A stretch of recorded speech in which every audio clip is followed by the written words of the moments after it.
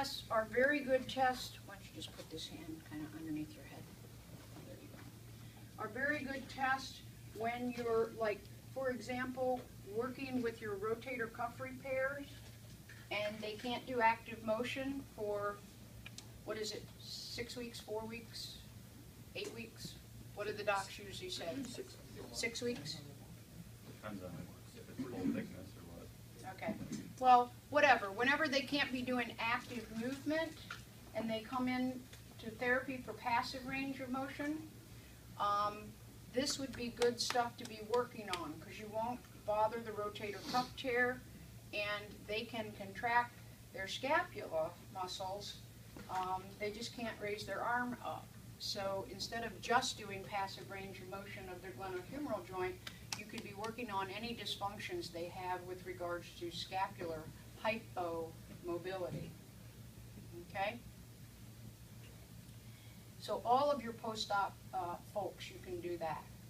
Your frozen shoulder patients, when they're in that really inflamed stage, you could be working on these. Okay?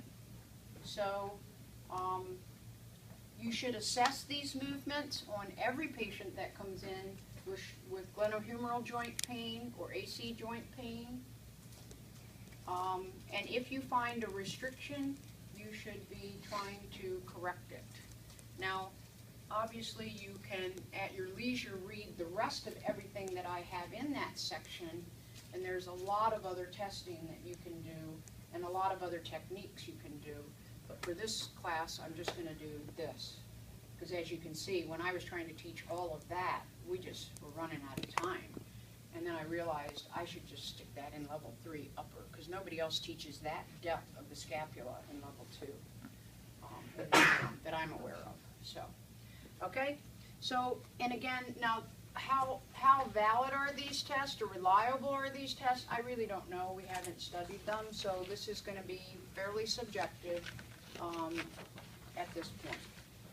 So when you're looking at the anterior quadrants, okay, as you bring his shoulder into elevation and protraction, you should be able to get the front of his acromion fairly close to the jaw. So if you're trying to do this and you get them down and they're like this far away from the angle of their jaw, then that's restricted. Okay? You see how I'm just grabbing the distal end of the clavicle, I'm kind of hanging on to the acromion here, and I'm just pushing him into that quadrant. And then I'm kind of seeing, okay, how far down does that get? And this is pretty good mobility here. Okay, but if I did this and we just kind of got to there and that's as far as I could go, that would be restricted. So his is pretty good. Okay? For elevation retraction. Excuse me? Elevation retraction. No, I'm going to do the 2 quadrants anterior, and then I'll do posterior. Okay? So for depression and protraction, is that what it is? Yes. Okay? As you depress and then protract, and you get them in that position, what you're going to do is look at the SC joint and the AC joint, and they should be in a straight line.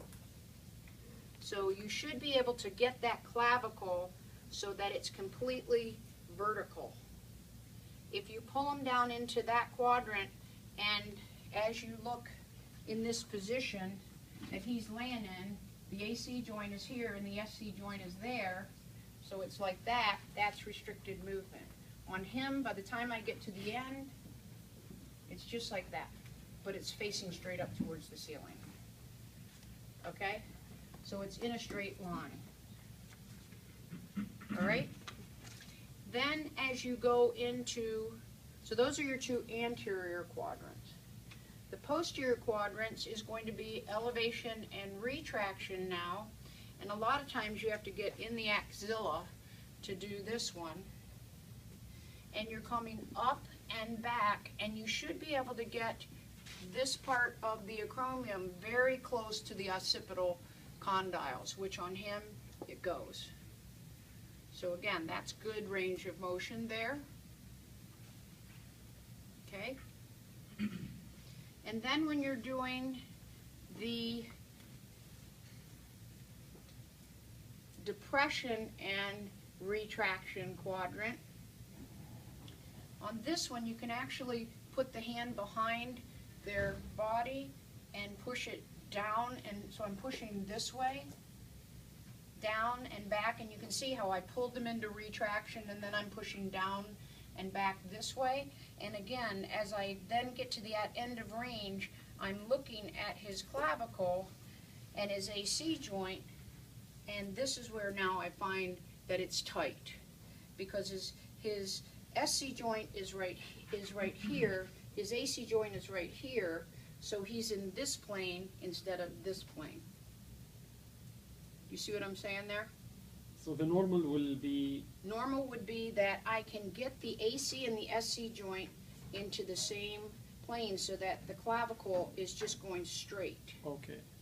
But right now, when I overpressured that, the clavicle is, because as you can't see this from the front, because you're just seeing what I'm doing from behind, but the clavicle is, the AC is still above, higher than the SC. So that when I get them to the end of range, instead of it being like this where they're in line, this one is still elevated. Okay? So when I get like this,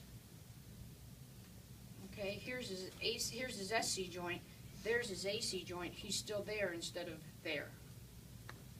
Okay? So he's a little bit tight in this quadrant here. Okay?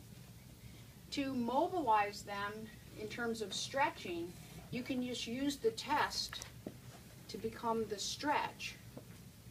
So if I was going to try to improve that quadrant of movement, then I could just get him into this position, okay, and I could then just go, okay, roll towards me just a little bit. There you go. Let your arm relax. Now, you don't have to do this with the arm. If they had like a rotator cuff tear or something like that you couldn't do this, you could, have him rest and just be, putting your hand and just doing it like this. So I'm taking the whole shoulder girdle and I'm trying to push it in retraction and depression.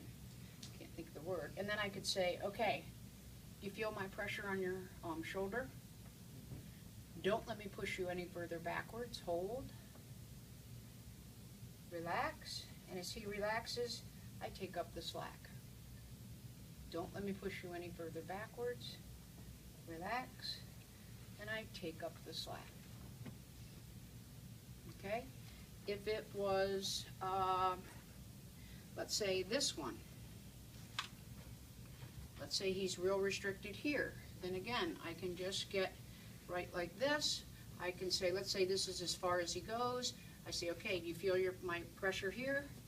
All right, don't let me push you any further up. Hold, relax, and when he relaxes, I take up the slack. But do you see how I'm using various parts of my body to keep him so that he just doesn't, you got to stabilize everything, okay? So you can try that to